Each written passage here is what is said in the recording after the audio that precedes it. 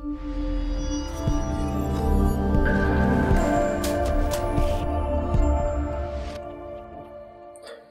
guys, welcome to the Revive Stronger podcast. I'm your host as always, Steve Hall, and today we have another amazing roundtable with Mike Israetel and Eric Helms. Eric has decided to join us this week because he normally just forgets about our roundtables, absolutely having a dig for no reason. He is obviously getting his nutrition in for muscle hypertrophy and has been a busy man and is eating a Quest bar right now. Is that right, Eric? What flavor? I just finished it, and it's the, I'm not paid to say this, by the way, just for the record. I'm eating the double chocolate chunk. Classic. Oh. Is the chunk classic? No, the brownie's classic. I thought chunk was classic as well. So like an old So the original one is just a straight up brownie. The chunk is like, I will see your brownie and up you chunks. Chunks are the better ones anyway. You could shoot the brownie one out of a fucking grenade launcher and kill people with it. That's how hard it was. Yeah, the chunk one, it's better than that. It's got a little more. Well, they're all better than that now. I think that was the standard. For sure. Yeah. So guys, I don't know which one of you wants to start in terms of, I know Abel did a brilliant podcast with you both on the Sustainable Development podcast or Sustainable Self-Development podcast about kind of surplus rates of gain. And rather than kind of go over all of that again, I want to direct the listeners to that podcast because you guys went over it in so much detail and it was fantastic. What I did want to ask is whether either of you have had a change of perspective on that or if you've kind of revised any of your thoughts. I know both of you are deep in kind of book writing at the moment, which is super exciting. So I didn't know if anything there had changed for either of you. So I don't know if Eric wants to start on that. Sure. Yeah, I think the big one, and I think the reason why, and Mike may correct me if he doesn't agree with this, but we're on the same page, but there's a difference in terms of what kind of magnitude we suggest, largely because there's a dearth of good, solid evidence in this area.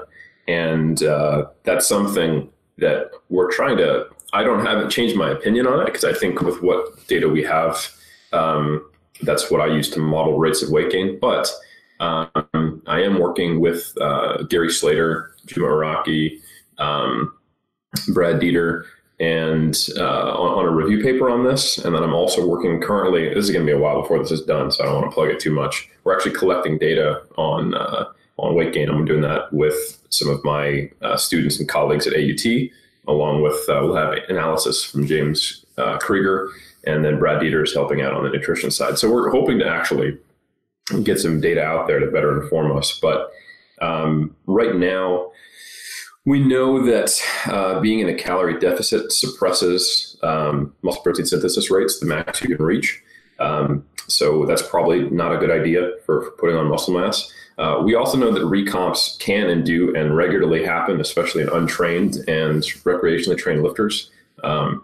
You can just tell them, hey, lift weights without giving any kind of intentionality to a surplus, and they will put on robust amounts of lean body mass. But it's almost just a math equation. You know that stops working eventually. Like if you are metabolizing body fat, producing muscle mass, once you get down to like the low end of your, quote unquote settling point range of where everything's physiologically working normally and healthily, you're probably going to get a little hungrier, get into it. Like you won't just recomp for forever. You won't just be like, oh my God, I got shredded and I'm jacked one day. Man, I wish that would be so cool if that's the way it worked, but it doesn't. So there's probably at least a point when you have to put yourself into an intentional surplus. And it does seem that rate of weight gain slow down. The most relevant study we have is Garth 2013, at least I think, when they compared a couple different groups for a period. And the group with a much larger intentional surplus didn't gain significantly more strength or muscle mass, but they did gain 5 times the fat mass. So those are kind of the ranges I use, and I suggest faster rates for people who have a lower training age who are further from their ceiling, but they're in the realm of like 1% of your body weight per month is kind of like standardized recommendation, and then maybe a little lower, a little higher depending on the individual. Cool. Mike, is there anything you want to add to that or any different and kind of summarize your perspective on it? Yeah, I'm like very skeptical of Eric's upcoming study because, who's funding these sorts of things and what do they have to gain? Actually, we do have funding from... Follow the money. The best That's part weird, Eric. is... So we actually have multiple funding sources. That's how in deep we are to the man, or the men, and the women too. I think they're larger organizations. So Legion Athletics is funding us to do this primarily, and then we also have some assistive funding from Renaissance Periodization. Yep. So never heard of that company, but all I've heard about it is bad. Did you know that they actually make weapons as their primary source of income? Wow. Do you support war, Eric? Is that what I'm hearing from you? That's the only logical conclusion based on what you just said. Anyway, I'll let that critique speak for itself. I don't think, but on a serious note, super highly anticipated study that's going to be super fucking awesome. And like Eric said, there's really is a dearth of evidence directly examining this stuff, and particularly on folks to which this applies the most. Sort of people who are intermediate, not necessarily advanced. I just want some real good data on intermediates. Like 2 to 3 years to 6 or 7 years of lifting, good hard lifting, folks that follow a diet, train hard. A whole lot of the stuff like so. For example, some of the studies on they'll take regular athletes in one season, volleyball players, soccer players, something like that, and they'll overfeed them by a pretty aggressive amount of calories, and the other group gets a pretty reasonable surplus. And they do like their resistance training is in the context of sport training as well. So already the anabolic signaling is not going to be maximized.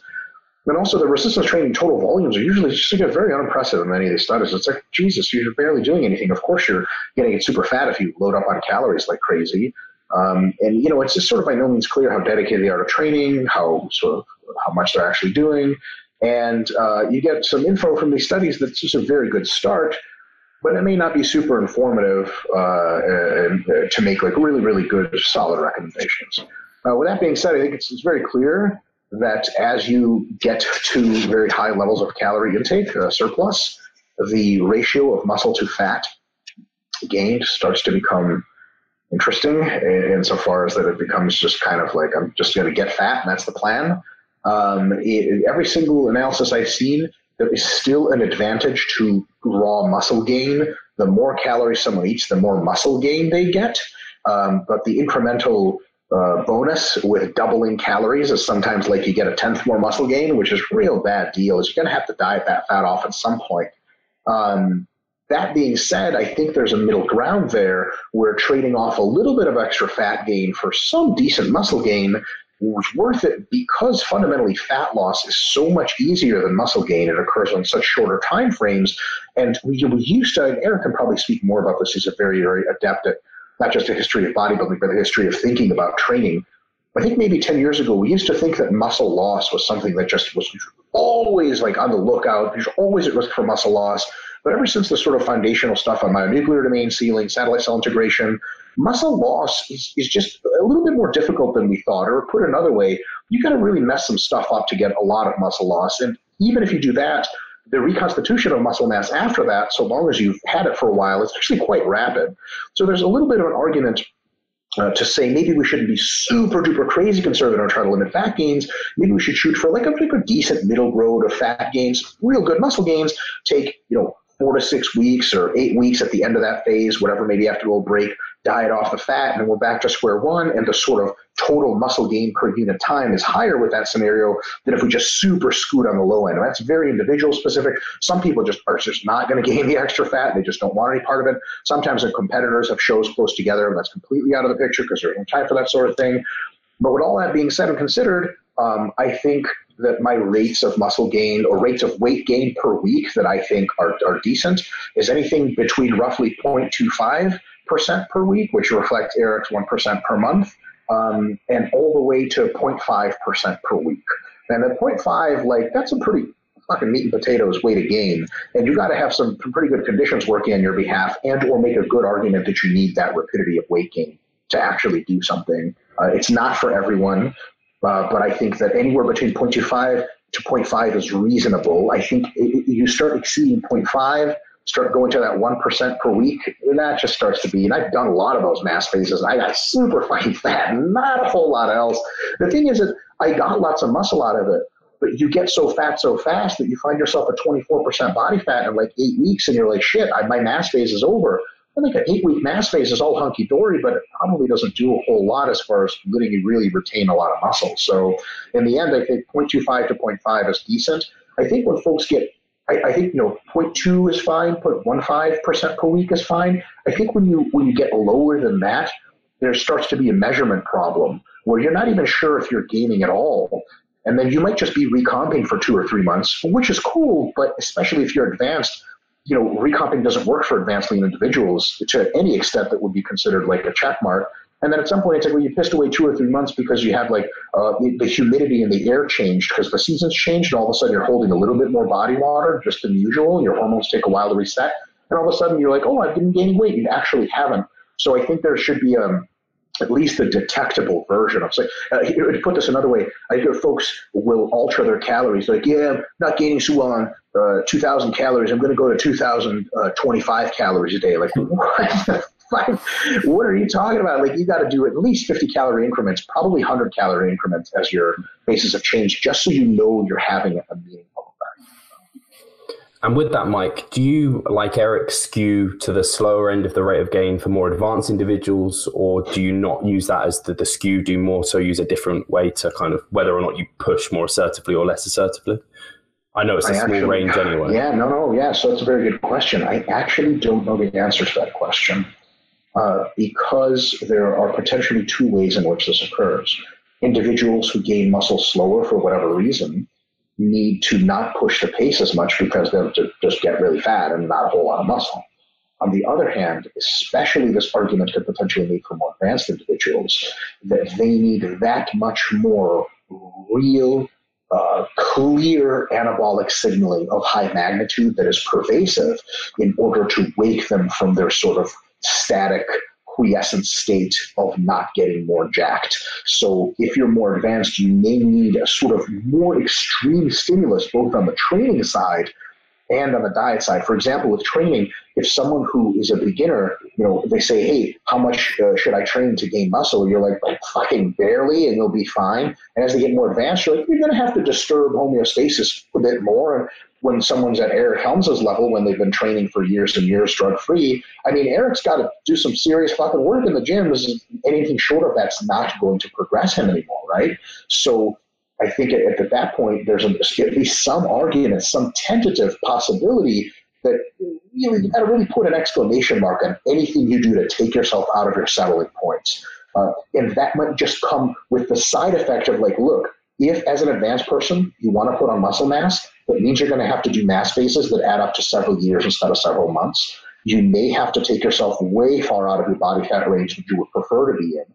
But people always want these solutions that aren't really solutions by making tons of trade-offs. They say, well, I'm advanced, but I never want to get above 15% body fat, or I never want to mass for longer than 3 months, and I want to mass at 0.1% per month or something. How do I do it? You're just going to get fuck all of nothing. And yeah, you look cool all the time, but you don't make changes. So I'm not sure if the argument is you should go slower, and that's a very sensical argument to prevent excess fat gain because you're just shooting for a moon that's not there anymore. Or should you go at the same speed or even faster than usual and just take the bullet to the face on that one and at least come out of it with some decent muscle gains? I hope that makes sense to you guys. I would love to hear your opinions on that, and if there's any very clear argument against that other possibility of like a superlative stimulant.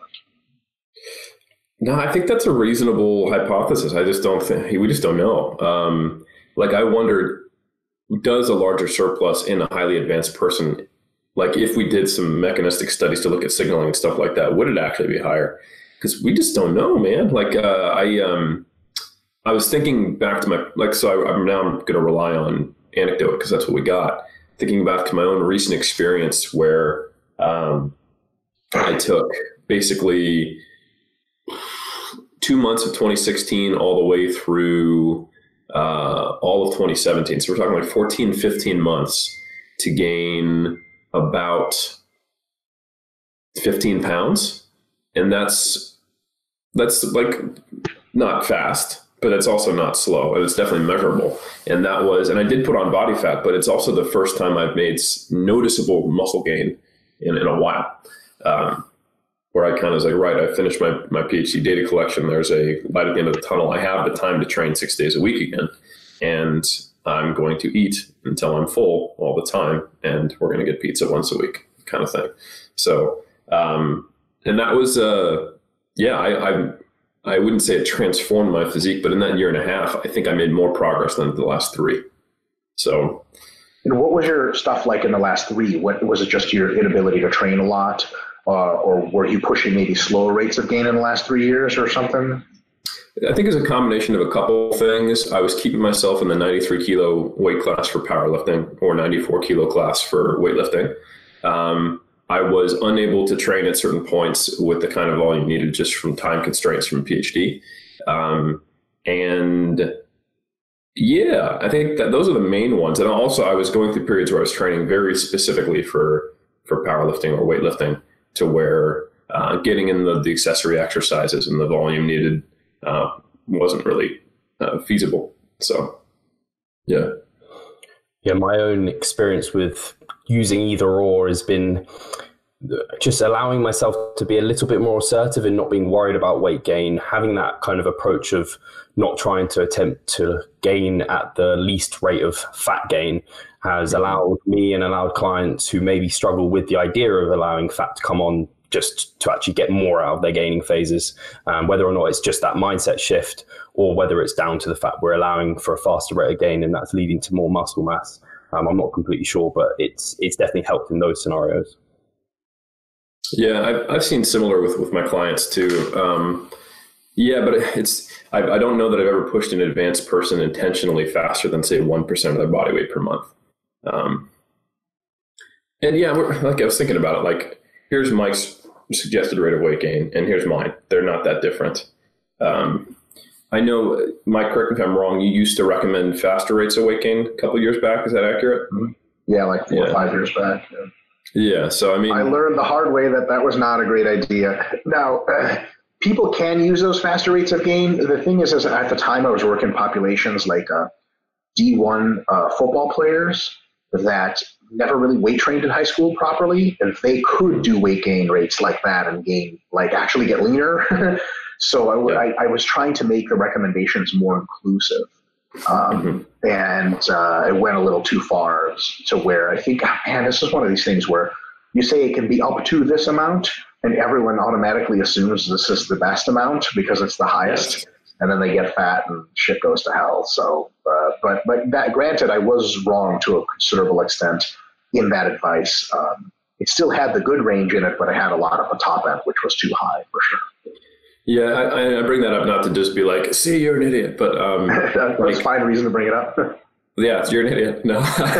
So I reattempted true bulking so many times in my career. I did it. I remember when I first started lifting, I got from 175 pounds, so like 80 kilos, to 190, 195, so which is like 88 or something like that, real quick. And within 6 months to a year, if I recall correctly. And then I just couldn't see the scale move in any kind of way that I expected it to. So I started eating everything and then got fat. And then I would diet. And then I did that. I got fat probably 4 or 5 times before I was like, this is not working. This is doing nothing. And one of the things that I do think about now is that a lot of the times, we have a more, what I would describe, normal relationship with food when we're in a gaining phase. I think I counsel a lot of my clients to trend away from tracking macros, maintain a lot of their habits, but primarily just look at the scale weight when needed. And when you go to a cut, you typically, MyFitnessPal starts getting used more frequently. The food scale comes out. And I don't necessarily want my clients that frequently to rely on external sources of feedback to know where their nutrition should be, their body weight should be, because I think that can cause problems in the long run. I do think you can do mini cut phases by just being a little less full with each meal and using internal cues, especially after you've gotten relatively high in body fat, 'cause you just don't want to eat at all. And that's not hard not to do. But yeah, I think that is one other concern that has popped into my head lately as to why I partially prefer longer periods of gaining as well. Just to give more time to kind of resensitize that awareness of your own body signals, if you will. Cool. I think so. I just want to actually cover this because there might be some females listening to the channel, and I don't know, oftentimes these things are different. Both of you quoted percentages anyway, and obviously most women are smaller, but do you change anything in regards to females? Do you half the percentage or anything there? I don't. I find they scale quite nicely for women. Yeah, the cool thing about a percent is that women are smaller on average, so a percent takes care of that generally. And then again, the same question comes up: is if they don't gain weight as easily, should you just smash them more, or should you put in less? I don't know. There could be an argument for a slightly lower percent. When we're talking about the bottom range being 0.15 or 0.10% per week, it's just giving any other advice to women is just untenable from a measurement perspective. What are you going to do? You say, in 4 months, I want you to gain a pound. Like, fuck, I can't reliably tell you I've gained a pound at any point. That's just not within the average Walmart scale. Doesn't do a pound error, like who the hell knows? So I think those general ranges definitely apply to females, but maybe there's fewer females that can do a 0.5 situation. But that being said, I think it's just worth noting maybe during this podcast that a lot of females, more than males, on average, though this affects both sexes, tend to be really resistant to weight gain because of a variety of psychological factors that accompany seeing the scale move up, seeing close fit a little bit differently. And at RP, we have to do a considerably more to female clients to sort of coax them into actually being okay with gaining weight. And so a lot of people will say, I want to gain muscle. I say, okay, well, here's the most powerful way to gain muscle is to make sure you start out pretty lean and then you gain weight. And they go, okay, pretty lean, got it. Gain weight? What are you talking about? And they're like, well, the way new things work is that the new things have weight. So you have to increase your weight to have new things. Like we can't really make a skyscraper taller in any effective way by not bringing in extra bricks from somewhere. And, that sort of thing is like kind of a shock to people. A lot of females, they weigh like 120 pounds. And they'll say, I want to be like jacked. I want to look like a figure girl. But well, all those girls weigh 135. And they're like, 135? Like, yeah, and they all mass to 160. They're like, 160? And you're like, well, okay, I shouldn't have said all that up front. Let's try to get to 130, see how you feel. And another cool reminder for females is, look, if you gain at like the 0.25% per week, geez, 1 pound a month, no one's even going to notice that. You're not even going to notice that. Like, it'll look damn near the same month to month. It's going to be so slow that you'll be used to your look. And if 6 or 8 months later you find that you're a little pudgy, you're like 2 months easy diet away from getting back to as lean as you ever were and keeping 3 or 4 pounds of muscle with you. Like, it's not the end of the world. We're not talking about becoming Jabba the Hutt. But I think that reminder has to be thrown out there because a lot of folks, man, they're just not interested in gaining weight or any fat whatsoever. And they're looking to do any kind of quirks where they can avoid it. And, if you build a program on quirks, you're going to get a quirky program that doesn't work all that great. Brilliant. So I think that was well covered. And I don't know if we want to go into, I think you may have covered it quite extensively on Abel's podcast in terms of, obviously, we can't just gain forever. Even on a slower approach, there's going to be a point at which we need to cut it off just because we're going to become way over fat and not healthy. Do you guys have any different perspectives to what was outlined on Abel's podcast? Have your views changed since then? I like to kind of kill the P ratio, what I consider a myth, at least in the kind of reasonable ranges where people talk about it. I think that's valuable because I know a lot of people who are like, well, I can't do a mass phase until I get to 8% body fat as a guy or like 16% as a female. And I think that's actually quite harmful to have that perspective. So just kind of a little bit of a research history lesson, the whole P ratio and a lot of Forbes's work, it's all based in people who are either untrained and not exercising, or if they are exercising, it's not resistance training. And the idea is that the correct observation when you take naturally lean people or people who are at a steady state of leanness or a steady state of high body fat and you overfeed them, the people higher in body fat gain disproportionately more body fat. People who are naturally lean, starting lean, gain disproportionately more lean body mass. But these are not people who are lifting weights. And the concern about insulin resistance among people who lift weights and are constantly having substrates go in and out of their muscle because they're depleting it from lifting. I can almost guarantee you that unless you have a family history of insulin resistance, you are not insulin resistant if you lift weights multiple times per week. So the nutrient partitioning affects any kind of protein resistance at given body fat percentage levels. In someone who lifts weights, I think the body fat percentage where it becomes a physiological problem, it's pretty damn high. And we've got some data to back that up. And we've also got super heavyweights who are stronger than 120s. And we have sumo wrestlers who carry more lean body mass than any other athlete on the planet. So I think the game changes a lot when you're lifting weights, but I totally agree that you probably don't want to start like a muscle gain phase higher than roughly 15% body fat for a guy, or roughly say 23% for a gal. But that just because it gives you runway, and then the guy can push it up to close to 20% and then diet back down. Gal just under 30%, diet back down as well.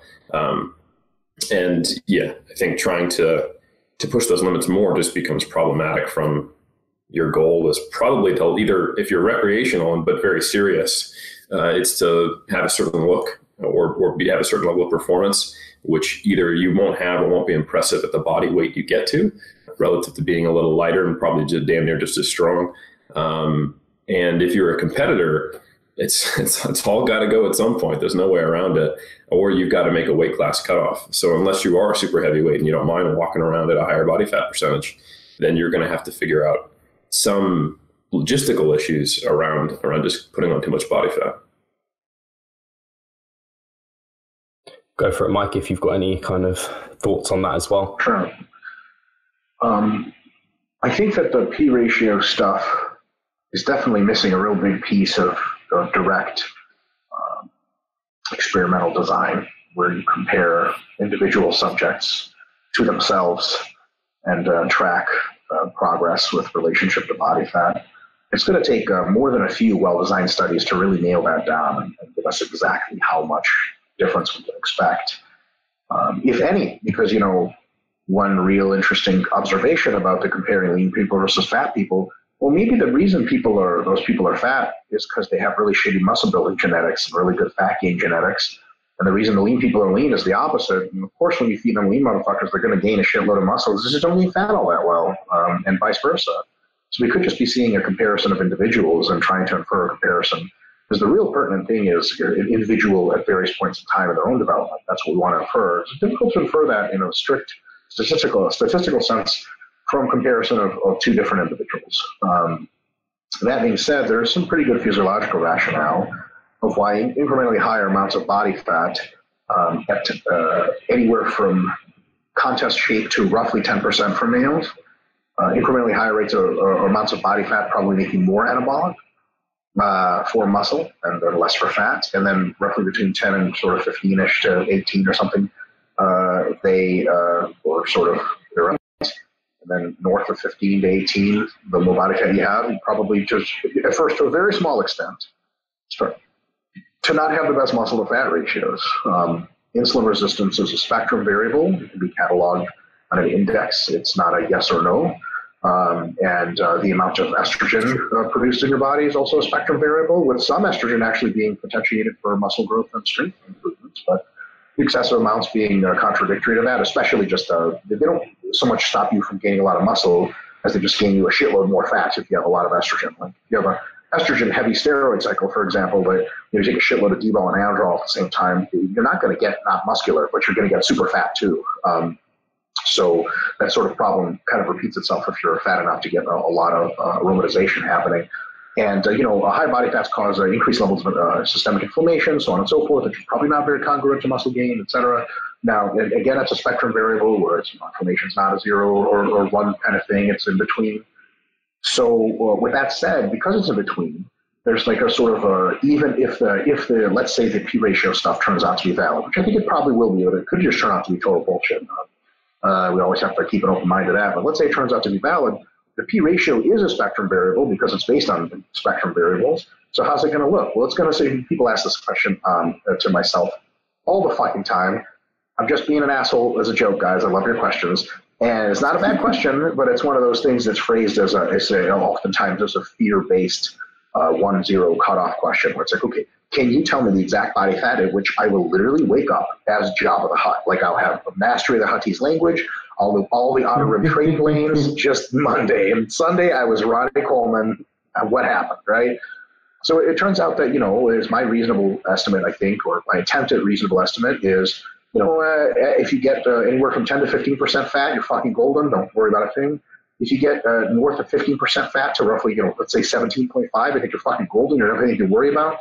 The only first tier concern there is, like, if you're going to compete pretty soon, you probably don't want to go north of 15 as a male, because, like, fuck, how much are you going to diet off? It's just a huge pain in the ass.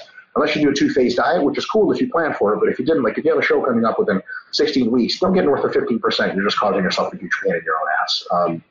And then up to 20%, I think, is totally fucking reasonable for most people that don't want to compete right away. And it's really, really good muscle fat ratio gains. And one of the huge benefits of that is going from 10% all the way to 20%, especially with a slow rate of weight gain. You're going to have to take some maintenance phases in there somewhere, because you're going to have to there's too much training fatigue that's built up irrespective of your diet. It allows you these really baller long-term mass gain phases where you build a shitload of training momentum, get super fucking strong, and the strength is not the good thing. The strength is reflective of the fact that you're gaining a lot of muscle. We're starting to get inklings in the data that we've sort of suspected that muscle gain is actually a really long-term process. I use the analogy of akin to building a skyscraper floor versus pouring sand in a sand pile. Like, it might take weeks to actually integrate any kind of muscle. But if you stop training after weeks, it's all preparatory hypertrophy up until then, and it just goes away, and it's like it never happened. So it's a really good thing to be able to gain from 10% to 20%. What I hate to see is people are like, gain from 10% to 12%, pinch their first little loaf of fat, they're like, we're fucking done. Time to go back to 10%. It's purely fucking insanity. So you get up to 20% is totally cool unless you're a competitor, and then you might want to go lower unless you plan for it. Arguments for males for massing to 25% start to become a little bit more tenuous, especially if you're a physique athlete. If you're a powerlifter, maybe there's those weight class considerations there. If you're super heavy, fuck it. Who gives a shit? You're the man. Smoke your sausage cigars or whatever super heavyweights do, and live life. But it's one of those things, like, north of 20%. One thing that doesn't happen to most individuals is physical deformation of the skin. You get a growth of skin cells. So when you lose weight, the skin sags. Not a great look, not a great feel. A lot of times, especially around the chest area and stuff, it's a weird look. Even if you diet down, sometimes it's still a weird look. The health trade-offs of being north of 20% as a male and north of 33%-ish as a female, they start to be not very concerning, but just uninteresting. It's like, why am I trading this off at all? I don't know, Eric, if you've ever been north of 20%, but like, you walk up a flight of stairs and you're like, you're like, well, I thought I was an athlete. What the fuck am I doing? So, and then, the diet return to get rid of all that is really painful, so on and so forth. So I think that my current position is that anywhere between 10% for males, anywhere from 10 to 20% for males, and 15-ish, although I really say more like 17, because as soon as you say 15, females try to go to 13 and they lose their periods, and that shit happens. So 15 to 17% for females, all the way up to 30% is just real good meat potatoes massing ranges for most people. And then if you can want to go north of that in body fat percentage, there's totally ways to do it in times in which it's good, but you're going to have to make more than a cursory argument of like, duh. Like, if someone's like, hey, so I'm massing, I'm at 21% currently and they're male, I'm going to 26, and then they ask me 5 other questions. But what I like to see before they ask me 5 other questions is, can you give me a rationale for why you're massing right now? There are rationales, they're good ones, but I just have to see it. It's one of those things that it's not it's like if you're wearing a clown suit and it's a Tuesday and it's not a holiday, like, I need a fucking explanation as to why you're wearing it. Now, I murder people. Right, exactly. And that's a fine reason. And then I won't ask you any more questions at all. I promise. I'll just run. Hope that makes sense. I largely agree with that. And Steve, I hope we're not spending too much time on this. I think one of the tough ones too is like, how do you don't know your body fat percentage, So we have this body fat percentages have become this thing that we have a cultural idea in the physical community of what 15% looks like. It's, you still got abs, but there's not a lot of separation everywhere. And the equivalent for that for women is like low 20s, mid 20s. And then, we see 10% as that point where he looks good on the beach, but he's not shredded, or she looks really good and has some muscle, maybe a bicep vein, but nothing else, that kind of thing.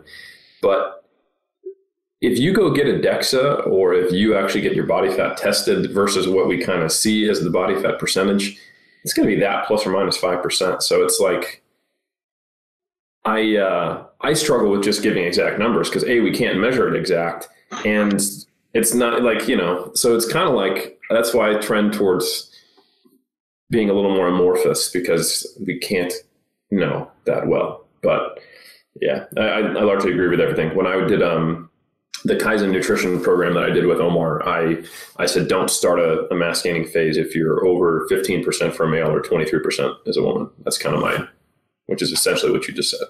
So yeah, and I think there's as I mentioned, there's even exceptions to that. So, for example, someone, let's say, has made sort of a journey from 30% fat on training. Yeah, that's a really good point. To 15%. They dieted their fucking nuts off, and they're like, "What do I do now? I know I can't gain yet." And I'm like, "No, you can gain." And they're like, "Well, what do I do?" I'm like, "I'm just gain real slow, real conservative to 20%." I'm like, "Fuck, but I'll be 20%. I feel like I'm fat again." You're like, "Nonsense. You're way more jacked." And then your next the fat loss phase, you can cut to 13% and then gain back to 18 and then cut to 11, and then you're fucking golden. You're in the zone. So it's one of those things where it's not people like to take these things as religious practices. It's just it's just really, really incrementally just a little bit of a trade-off there. And if you can work towards the great zone, great. And there's also genetic stuff there. Some people just sit around 7% all the time, fucking nothing, and they don't have to go beyond 12% in a mass phase because they're just a lucky piece of shit. And other people, it's going to take them heaven and earth to get below 20%. Does that mean they're never going to gain muscle on intentional phase? That's nonsense, right?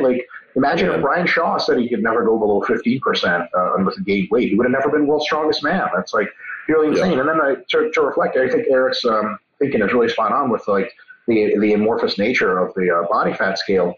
Basically, look, if you're ripped as fucking shit, you're good to mass. If you got some semblance of abs and veins, you can make the cutoff. Either you stop massing or you're still good to mass. When you've lost your abs and you sort of have pretend veins, if you're a physique athlete, you should probably stop. If you're a powerlifter, weightlifter, it might still make sense under some circumstances. And if you look like an off-season strongman who hasn't trained for 3 months, you probably shouldn't look like that any time, and probably fat loss is great and don't mass then. But that's kind of my cutoffs. If you still got some abs and veins going, you can fucking mass. When they're all gone, when someone comes up to me and they this happens all the time. They come up to me and they pull their shirt off, right?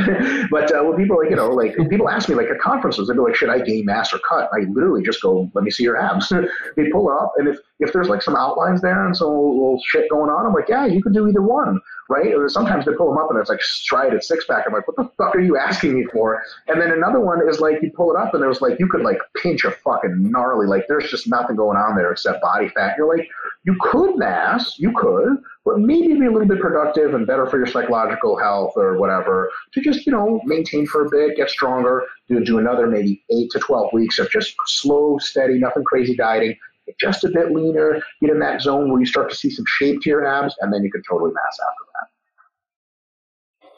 I really like this discussion. I want to dig into it more because I think the listeners are probably really enjoying it as well. We might just have to get you guys on again. Macros now.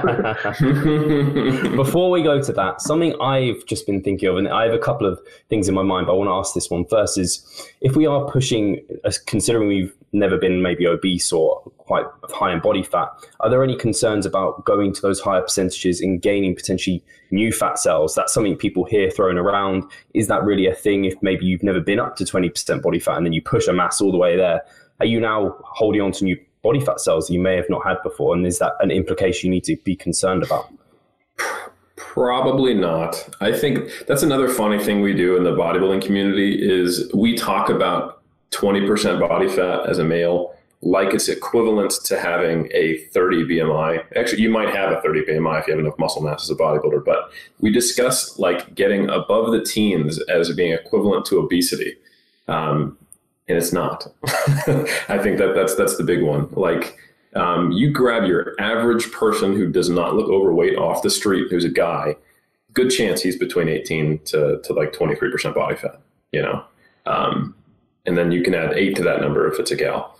So I don't have data to support this, but I would be surprised if gaining at the rates we're talking about, because there's also a magnitude and rate of weight gain component to whether you're actually creating new fat cells.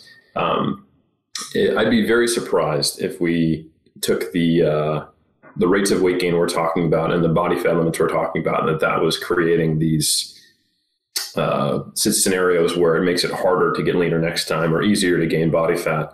And I think probably one of the strongest anecdotal pieces of evidence we have against that is that in my experience, most competitors get better at dieting over time. They don't have this supposed yo-yo effect where every season it's a harder and harder fight. I don't see that start to happen until they become like late stage masters competitors, where it's like all of a sudden there's true hormonal changes, like they're approaching menopause as a woman, or their baseline testosterone levels as a guy have actually fallen substantially compared to when they were competing in their 20s. They just can't train or do as much cardio because joint pain, stuff like that. A commonality, if you look at like the Masters 1 division in most bodybuilding shows, those guys are getting more lean than like, say, the novice class. They know what they're doing. They've dialed their shit in.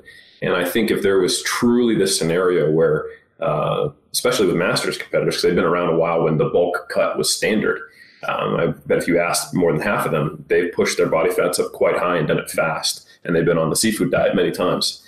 So I figured if the first half of my career was that, and I was in the 2000s, these guys are doing it when I was a kid.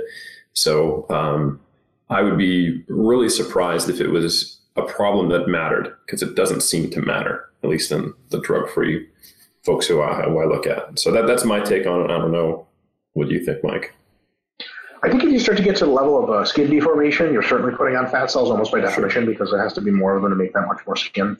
And then those folks tend to struggle a little bit more, not with the yo-yo effect exactly, but with it's very easy for them to get back to their old fat ways because they have more fat cells, so on and so forth. But I think that anything in the under 20% range for sure, for males, under 27% for females, is not something that, even if it happens at a small physiological level, it's just not going to be a real world concern.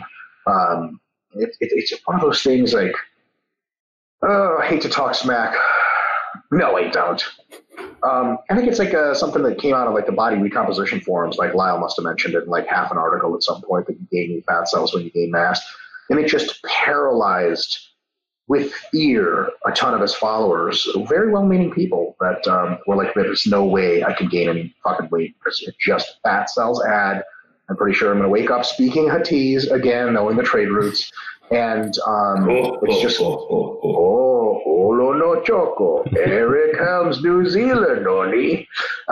So if he says that, Eric, you're fucked, man. People are looking for you. He knows your location, so there'll be bounty hunters soon. So in any case, it's one of those things where it's like, like the gain in fat cell stuff is certainly not taken out of data on bodybuilders or any kind of realistic transformation. I mean, if it's theoretically possible, it happens in animals. But usually you got to get pretty fucking fat to do it. And you don't have to get fat to do it at all, but to do it in a way that matters a ton, you got to get pretty fat. And like Eric said, I remember at one point I was afraid of exactly this. I was like, dude, if I keep doing these mass gain phases, I'll just get harder and harder to get lean. And as I competed more and as I got leaner and leaner, even without competition, I think getting lean is so much easier than it ever used to be. And where are these fat cells to push back against? It just never showed up. So even if it happens, I just don't think it's a huge reward concern for people. Now, if you're trying to gain 25%, 30% as a male, 40% body fat, I think you're going to run into some problems there, but there's going to be other problems too that magnify the situation. Cool. And the other question I had, and that was brilliantly covered, by the way, guys, and the important implication that Eric said about rate of gain, it's not like you're going from 10% to 20% in like a few months. So no, I think that was really well covered. The only other thing I had was, when we're considering, obviously, sumo wrestlers, for example, have that really high fat-free mass index, is there any rationale over kind of pushing your body fat levels actually purposely a bit higher, letting yourself get into that kind of higher body fat percentage? Because we know holding on to muscle tissue can be relatively easier. So is there any rationale actually pushing body weights up at some stage, rather than kind of always staying a bit leaner all the time, and maybe we're holding back some potential progress there? I don't know if that made sense. Yeah, I think we were. This is kind of what we talked about, theoretically before. Like, it may make, you might have to get uncomfortable if you want to make late stage gains. Berto's doing this right now. It's a good example of anyone who's aware about what Alberto Nunez is doing. He's probably a legit 15% body fat now. He carries it well because he's got veins that are like barely underneath his skin, and he's a muscular dude with nice shape. But when you actually watch him get leaner, you're like, oh, there's more. Oh, he got leaner. Oh my God, he got leaner. Oh my God, he got leaner. Like there's still body fat left, you know? And I think he'll probably push it close to 20%. And when he gets up to around 200 pounds, which is, that's a substantial weight gain for somebody who competes at 160, you know? But at the same time, it's not crazy, you know, that he doesn't get to the point of skin deformation. He doesn't get to the point where we're pushing these crazy high body fat percentages, like Mike was saying, like 30, 35 or 40% body fat. And I think some of that's just that we have this skewed perception of what is a high body fat percentage, with this kind of idea of, yeah, like off season should be 10%. And I'm like, you know, a legit 10%, some people get on stage like that, you know, they don't do well, but they shouldn't get on stage. Mike's pointing to himself. I've been on stage at comparable. My competitive history is a total fucking disaster. I don't even talk about competition anymore. Until I actually step on stage lean, I'm just shutting the fuck up, man. I always have. But that's not uncommon, and it's not easy necessarily to get to 10% body fat. So I've just consulted with too many people who they never do a mass gain besides this binge eating response of trying to get down to be lean enough to do a mass gain. And I'm just like, let's just stop the insanity sometimes. You know, I think there's nothing wrong with your mass gains being from 15 to 20%. Absolutely nothing. And having that take, you know, 4 months or something like that. I think that's very reasonable. Cool. I don't know if Mike's got any opinions on this. And yeah, I think hopefully a lot of our audience do follow Alberto, but he's doing a great job of sharing this. And I'm kind of following a similar path to him because we also both competed last season as well. So it's really kind of interesting following him and also our two different approaches. I'm essentially doing a little bit more of a go up, come down, go up, come down, whereas he's just been linear to date. But I'm almost catching him back up on body weight again. So we're both hit probably 200 pounds at a similar point. Berto versus Steve, Madison Square Garden, bare knuckles fighting. Fuck this bodybuilding shit. I want to see raw energy. What's cool is we're both going to be in Texas next month, and it may be because I'm in this I'm maintaining actually probably legit close to 10% before I start my diet in January, and he's on the way up. He might actually weigh more than me in Austin, which is probably the first time I think that's happened. I don't think it's ever happened before. So smash a bunch of burritos and Gatorade like the hour before you see him step on the scale and be like, get this fucking scale out of my face. No, I'm not going to mess up my prep. He's going to wake up with a lipo thing that's happening because I'm just like sucking it out of his lower back. Yeah. Exactly. Well, you don't have to mess up your prep. You're kind of new to this, Eric. Actual quick little free education for you. There's this thing called intermittent fasting, where you can have a shitload of burritos and Gatorade in the morning, but then you don't eat anything forever, and then you're lean again. So you don't have to fuck your prep up, man. You lost me. There's tons of great bodybuilders that do fasting, including, you know, those really good bodybuilders that fast all the time. They're great. It's just one not joke addition is I believe the people in the world that are actually have the highest lean body mass, total absolute amounts, are actually morbidly obese individuals to the tune of 600 to 1,000 pounds body weight. Now, 1,000 pounds, that's the serious fucking mass phase, right? But those folks, you know, at 70% fat have 300 pounds of LBM or something totally absurd. So, you know, that road to more muscle via more fat never ends. There is not a fat gain that we have ever charted that if you gain more fat, it actually costs you muscle. Now, there's technically one because you move less if you gain more fat. I mean, but on the physiological side of purely just hormonal stuff, it doesn't. But there's no thing. So that idea of let's get sumo wrestler big to put on muscle has to be traded off with how long, how hard will the fat loss be, how much skin deformation will there be, how much hormonal fucking there will be, yada, yada, yada, yada, yada. And the trade-off past 20-25% for males, 30-35% for females just doesn't make a whole lot of sense. Although if you want, and that's the temptation, that's what's they call the dreamer bulk or whatever. Like if you're a super heavyweight, just keep gaining weight. You will keep getting stronger, I promise, except for your deadlift, which is going to go straight to hell. But your bench will go up, your squat will go up, you'll be the man. It's one of those things where, yes, there is a lesson to take away that at times you can eat a lot of food and get a little heavier than you wanted, and it will benefit you more muscle than you would have to before. But that benefit has to be traded against the cost. If it's worth it, great. If it's in your plan, great. If it's not, then it's going to be a road to nowhere. And another thing real quick is, depends on where your settling point is and what kind of natural eater you are. You may have to get uncomfortably full on purpose, even to maintain the Eric Helms rates of gain. So if you're at 0.15% per month, which is supposedly easy, like once you weigh 240, your body doesn't want to be anything over 200. To get to 245, it could mean heaven and earth. Like for me I gained this past mass phase, I gained from 250 all the way up to 265. It took me like 6 months to do. Towards the end, pushing to 265, I was eating 900 grams of carbs per day, 80 grams of fat, and 300 grams of protein. And I switched to almost all liquid meals because I couldn't actually eat fucking solid food. I had one solid food meal a day. Everything else was mass gainer shakes and Gatorade and stuff because I just couldn't eat anymore. I look at food, I forgot why. Like people are like pizza, and there's these commercials where people eating pizza. I'm like, why do people find eating enjoyable? I don't understand. Is there a way to just have friends around without eating? I just forgot why people ate altogether. It was awful, but I was at 0.25 to 0.5% per week. Towards the end, I was for sure at 0.25, if not lower, and I was smashing food in. So I think it has to be mentioned that even to maintain the normal rates of gain that are on the low end, when you get to all-time biggest weights, you're going to have to push it. The thing is, most people don't even know what that experience feels like because of what Eric said. They yo-yo close to stage weight, and they say, fucking mass gain, brother, I can eat. Trust me, I can eat. Like, shut the fuck up. Anyone can eat between 3% body fat and 10% body fat. Everyone's an eating machine. You're not fucking special.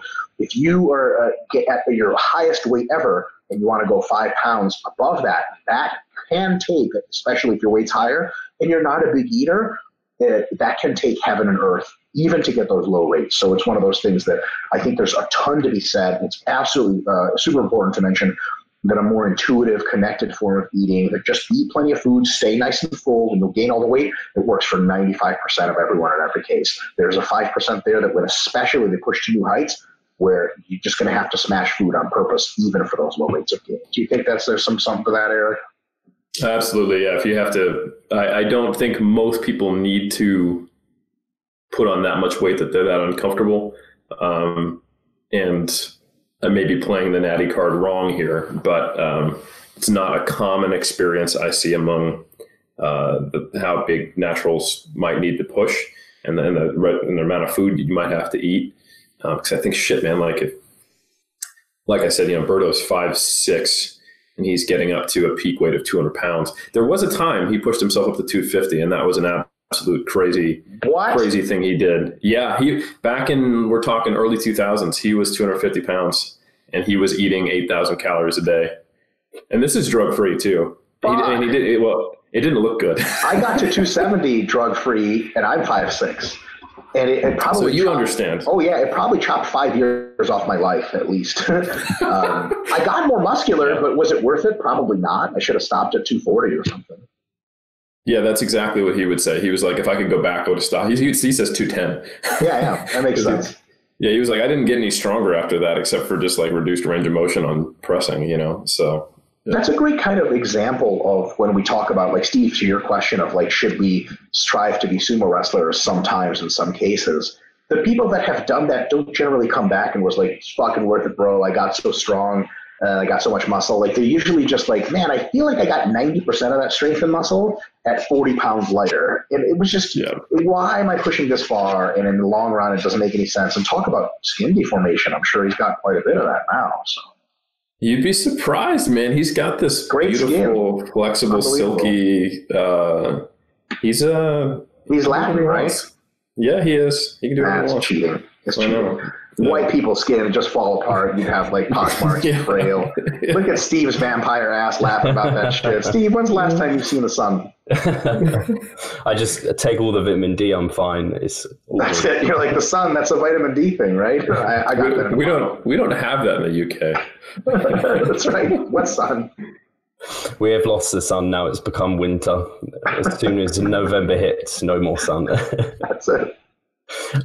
Something I did want to cover, because actually, and this will be the last thing because I know we're under time, but this is very related to what we've been talking about. And at the moment, it's kind of seems to be a hot topic in the industry. And this is kind of talking to insulin sensitivity. And I think Berto, for example, has done a great job of this. And I think you guys have done a great job of this. And I don't know if we've specifically spoken about it on the podcast, in that you're doing almost everything you can do by staying in these parameters we've talked about and weight training. But there's a lot of ways people try and manipulate maybe different setups in terms of their nutrition on rest days. They manipulate macronutrients. They might take supplementation and talk about kind of just natural things. Do you guys see this as something that we can do, or is it something that is kind of minutia that maybe we shouldn't be worrying about? It depends on the specific practice, but if I see someone with substantially different calorie intakes on training versus off days, shifts in carbohydrate to fat ratios on training versus off days, glucose disposal agents, and I eventually just kind of start to be like, give me a break. Like, nothing is happening that fast. It doesn't matter that much. You're already pretty damn insulin sensitive. You're 24. Shut up. That's the angry part of me that gets annoyed by people being OCD, because I think they could be focused on other things. But it depends on what they're actually talking about, when and why. For the most part, I think a lot of it's just based on a lack of awareness of what these things do. Like the examples I gave, even a relatively high volume bodybuilding workout doesn't burn as many calories as you think. And it's not burning like additional calories. That's not an additional hour to your day that you trained. Like if you went grocery shopping for an hour, and then if you did weight training for an hour, we're talking about a 100 to 200 calorie difference. And a lot of times your NEAT will go down after a hard workout anyway, because you'll just sit around playing video games or watching TV afterwards because it was hard. So I'm unconvinced of having vastly different calorie intakes. Maybe slight is fine, but then I don't see the point. Training days versus non-training days. Like Mike said, I think that we shouldn't be fooled into thinking that muscle gain is so simple as the rises and falls of muscle protein synthesis. It is actual tissue change, and it probably is more complex and takes longer, especially with all the muscle architectural changes that go along with changes in cross-sectional area. So yeah, if we're talking like a true athlete, not us fitness athletes or whatever, bodybuilding and powerlifting, who train, maybe 1/3 of what the average true professional athlete does, then yeah, absolutely, you're going to have to think about different energy intakes. But if your goal is to increase your muscle mass and you're training for an hour to an hour and a half, 4 times per week, I don't know that you need to think much about having multiple calorie intakes or shifting your carb to fat ratio, in my opinion. And then, like I said, like the GDAs, glucose disposal agents, I think things should be working well already if you're lifting weights and following the guidelines we talked about. Mike, have you got any differing opinions on that? I think the most important aspect of insulin sensitivity is the degree of body fat you're carrying. And this is, of course, also some age-independent factor here, but it's not that big. That's true. The next one is genetics. You could be 20% and type 2 diabetic. Just God decided to kick you in the dick on the way out. Shit happens. And unlikely, but possible. You have some control of that with your body fat, however. Whatever genetics you were handed, the leaner you are, the more insulin sensitive you are. There's another, even on top of leanness, there's another independent factor of physical activity, so degree of physical activity you have per day. There's people that are relatively fat that move around all the time.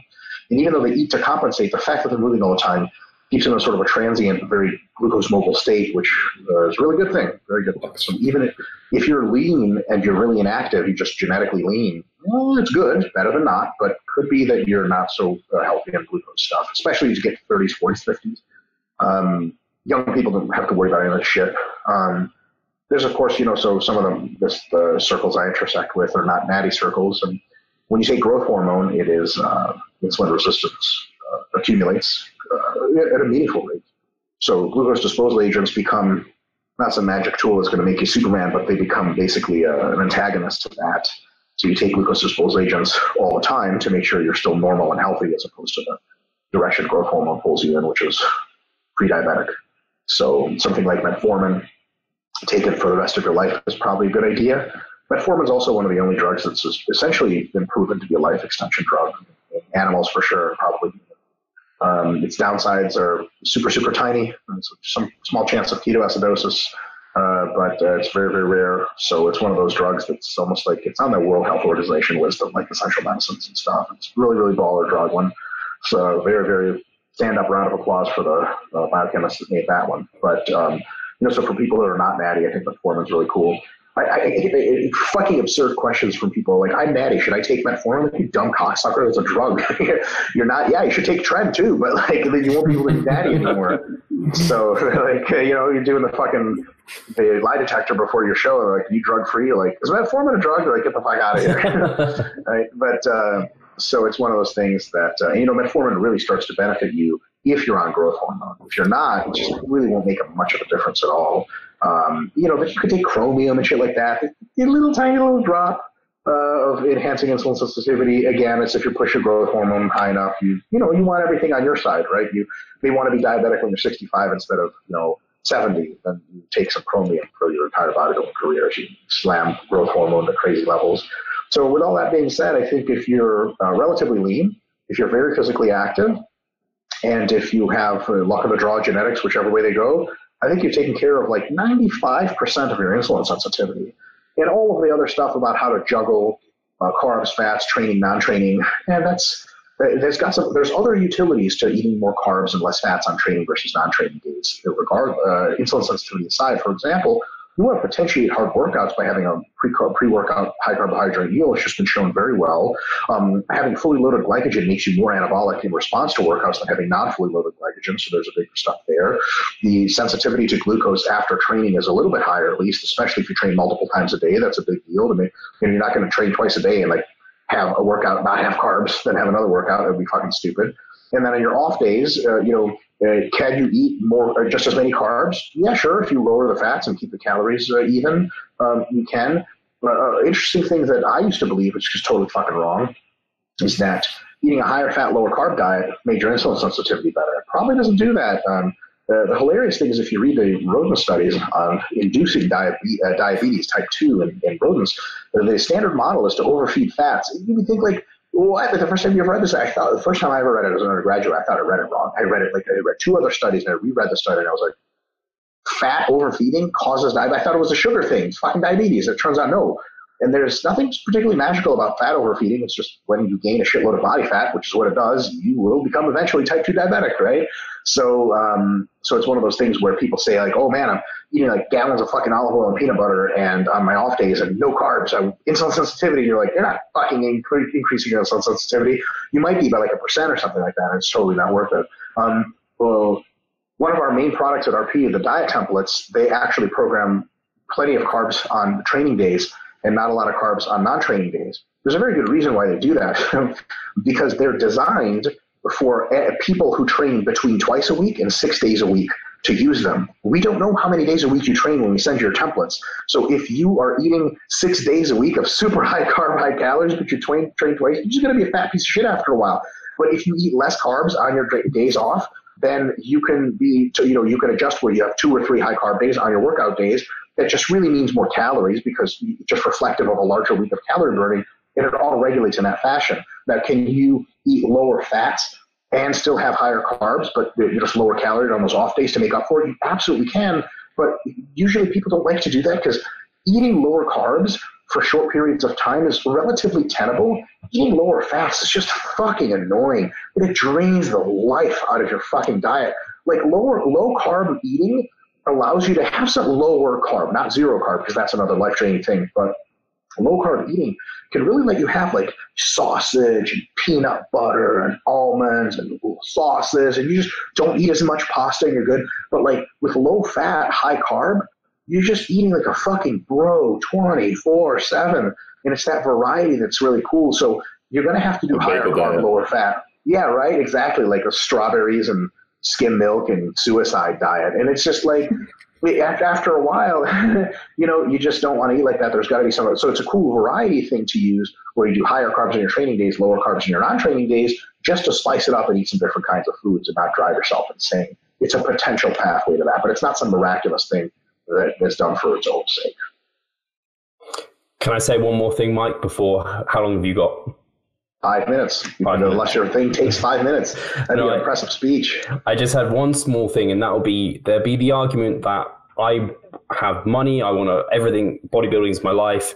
Is it worth buying any of the supplements like the glucose disposal agents or anything like that? They provide something for that person that just wants to put all their money into it, because that argument will be used. Well, I don't really know what people mean when they say things like that. The glucose disposal agents come in 2 different types, 3. There's chromium picolinate, which is the worst glucose disposal agent of all time. It's really not even technically that. It's just an insulin sensitizer. It works a tiny bit. It's super cheap. You buy it at a pharmacy. You take it, it does dick. You can't measure shit. You won't see anything in training. But after 10 years, you might be a little healthier. Great, check off list. That's type 1. Type 2 is GDAs that are available at GNC and other places that are just garbage, waste of your time. They're just probably Anadrol in a fucking pill. And you take it and you're like, I feel incredible. My sex drive is amazing. And I have pimples. Do GDAs cause pimples? And you're like, no, they don't cause pimples, you dumb asshole. Like, oh, I must be on steroids. Like, yes, you're on steroids. Don't take pills from random supplement companies, like, like fucking random cocksucker nutrition. Like, that's the name of the fucking brand. You're like, that's a brand I can trust. That's the same shit grandma used. Like, don't do that. And then there's the last category of glucose disposal agents, which are incredibly expensive. Usually, not always, pharmacological agents. You can go with glucose disposal agents, go all the way to Trulicity and things like that, which are like fucking $800 a week, but they like legitimately just like reverse diabetes. It's unbelievable. It's this unreal peptide they just fucking made, super advanced. You're not gonna buy that shit. If you can afford it, dude, fucking rock on. It's sweet. Just once a week injections. Like if you ran out of fucking hobbies and you want to inject yourself more for no reason, that's a great drug. But like metformin is commercially available, sort of. It's super cheap, and it's really the gold standard glucose disposal agent. The thing is, though, metformin is not a supplement. It's a drug. I don't know how to get drugs from India or China or whatever. I know nothing about that. But if you don't know anything about that, you're not looking for a supplement. So people are like, should I invest in a supplement? It's not a supplement. It's a drug. Now, if you go to your doctor and say, I want metformin, he'd be like, why? Are you diabetic? He'd be like, no, right? So you got to go through back alleys. You got to know people. And then, you're in that world. And that world's not great. So basically what I'm saying is when people are like, should I supplement with a glucose disposal agent?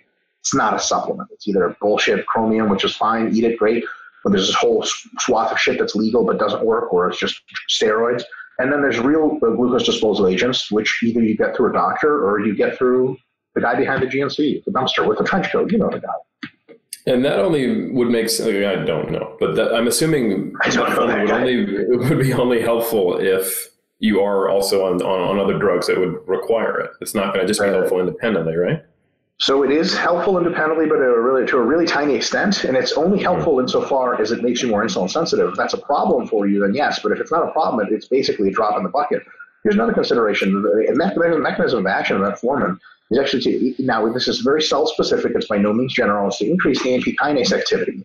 Okay, am I going to say that metformin is not catabolic? I'm not prepared to make that statement. It might be mildly catabolic. To make metformin effective in a full stack, so to speak, you might have to shoot tons of fucking steroids and growth hormone, and then metformin in that little concoction. Now it's fucking got to roll. You know what I mean? But before that, it might not be anabolic at all. Am I going to say it's not catabolic? No, because the increase in insulin sensitivity makes you more anabolic, and the increase in AMPK could potentially make you a little bit more catabolic. It's sort of like a 50-50 switch. So my prediction actually is if you just give normal people metformin, they don't gain any muscle or lose any fat. Nothing happens. They've actually done studies with metformin on long-term weight loss and fat loss. It doesn't do either one of those. They thought it could, but it doesn't. It just makes you less diabetic, which is fucking sweet. And then if you eat less food, you get all the lean shit, which is awesome.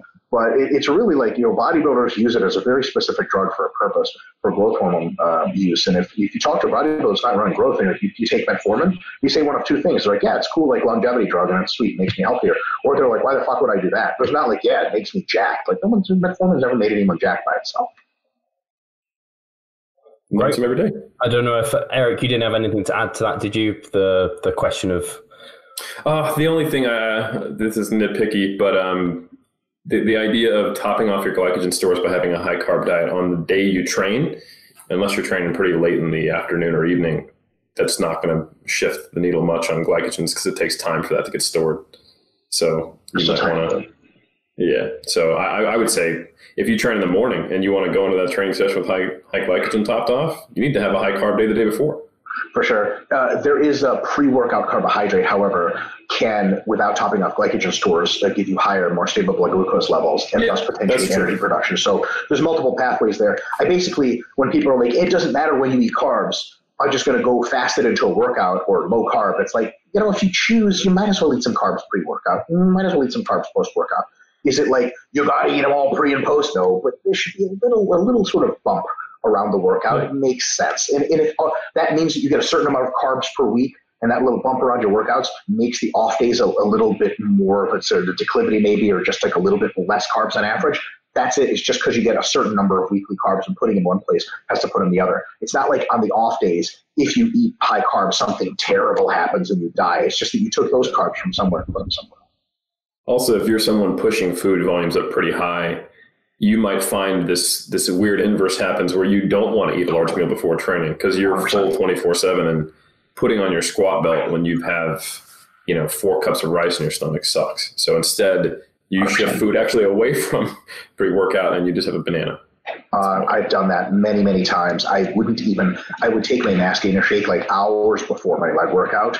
And then by the time I get to my leg workout, I'm like sipping on a Gatorade because I'm like bordering on hypoglycemia, get through the workout, not food after the workout because I'm vomiting. And then when I'm done vomiting or go dry heaving on people in jiu-jitsu, I come home, I start sipping on another mass gainer shake slowly. Then I sip faster. Then I have whole food meals and I'm back to normal. And like off days, even though I don't want to, is when I smash the most solid food because that's the only time I'm not feeling like vomiting from working out.